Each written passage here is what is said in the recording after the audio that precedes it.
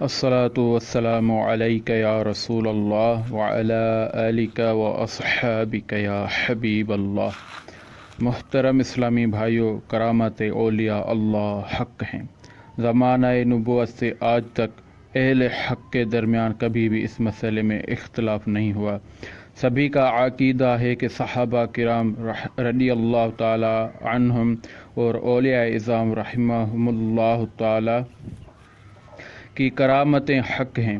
ہر زمانے میں اللہ والوں سے کرامات کا ظہور ہوتا رہا ہے اور انشاءاللہ عز و جل قیامت تک کبھی بھی اس کا سلسلہ ختم نہیں ہوگا۔ آج کچھ لوگ کرامات اولیاء اللہ کے منکر ہو گئے ہیں اور کہتے ہیں کہ ساری کرامات گھڑے ہوئے قصے کہانیاں ہیں اور اولیاء پر طنز کرتے ہیں، ان کا مذاق اڑاتے ہیں۔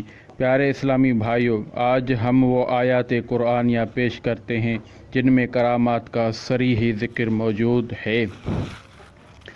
اللہ پاک سورہ آل عمران میں فرماتا ہے، بسم اللہ الرحمن الرحیم، کلما دخل علیہا زکریا المحراب وجد عندہا رزقا قال یا مریم انا لک ھذا قالت هو من عند اللہ۔ جب مریم کے پاس زکریا علیہ السلام آتے تو بے موسم پھل پاتے تو کہا، اے مریم تمہارے پاس یہ کہاں سے آئے؟ تو بولیں، یہ رب کے پاس سے آئے ہیں۔ اللہ تعالیٰ نے حضرت مریم رضی اللہ تعالی عنہا کو بہت عظمت عطا فرمائی۔ آپ رضی اللہ تعالی عنہ کے پاس بے موسم کے پھل آتے جو جنت سے اترتے، اور حضرت مریم رضی اللہ عنہ نے کسی عورت کا دودھ نہ پیا۔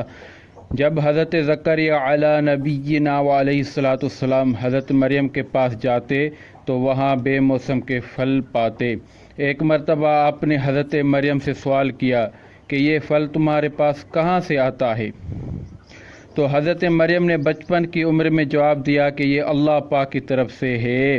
حضرت مریم نے یہ کلام اس وقت کیا جب وہ پالنے یعنی جھولے میں پرورش پا رہی تھیں، جیسا کہ ان کے فرزند حضرت عیسیٰ علی نبینا علیہ السلام نے اسی حال میں کلام فرمایا۔ حضرت زکریا علیہ السلام نے جب یہ دیکھا تو خیال فرمایا، جو پاک ذات حضرت مریم کو بے وقت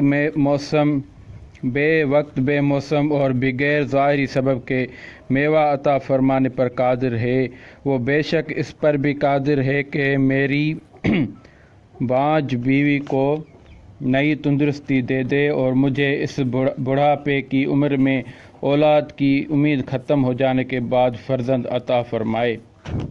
پیارے اسلامی بھائیوں، اللہ پاک اپنے اولیاء کو کرامتوں سے نوازتا ہے، اس لیے کرامات پر اعتراض کرنا بہت بڑی حماقت و گمراہی ہے۔ محترم اسلامی برادرز، نیکسٹ ویڈیو کے لیے ہمارا چینل اہل سنت اہل حق ہیں سبسکرائب فرمائیں۔